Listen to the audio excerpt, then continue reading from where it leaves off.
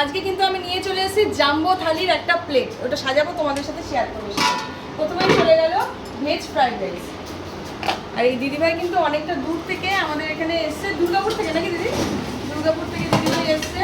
তো মুসুর রান্নাঘর মন্দির হোটেলের সব আইটেম ট্রাই করতে চাইছেন, তো আমি ওনাকে সাজেস্ট করেছি জাম্বো থালি। জাম্বো থালির মধ্যে কিন্তু সব কিছু আইটেম রয়েছে। তো চলে গেল মিক্স ভেজ ফ্রাইড রাইস, বাসন্তী পোলাও, এরপর চলে যাবে মিক্স ফ্রাইড রাইস।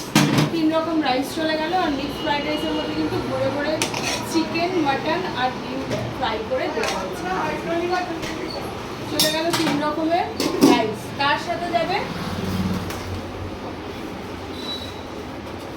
4টে আইটেম, চিকেনের 3টে আইটেম আর মাটনের একটা আইটেম। তো প্রথমেই দিয়ে দিচ্ছি আমি মেথি চিকেন।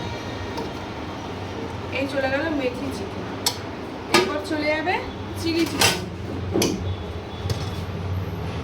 চলে গেল চিলি চিকেন 1 পিস। এরপর যাবে মাটন কষা।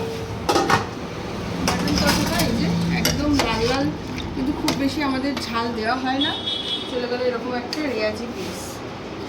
আমাদের সব রান্নার মধ্যে একটু গ্রেভিটা বেশি থাকে, তার কারণ হচ্ছে মানুষজন রাইসটা মেখে খাবে, ধরবো মানুষজন রাইসটা মেখে খাবে, তো সেই জন্য আমি হালকা গ্রেভি রাখি সব কিছু।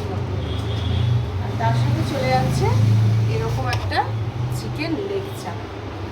এই হচ্ছে আমাদের জাম্বো থালি, যেটার প্রাইস হচ্ছে মাত্র 220 টাকা। চলে গেল এটা টেবিলে, টেবিলে দেবো সমস্যা।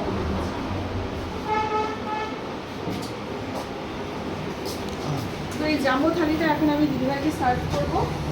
দিদিভাই খেয়ে তো রিভিউটা দেবেন কেমন লাগবে। একজনের সাফিসিয়েন্ট খাবার যা দিচ্ছি, একজনের খেয়ে পেট ভরে যাবে। তো চলো নেক্সট আইটেম আমি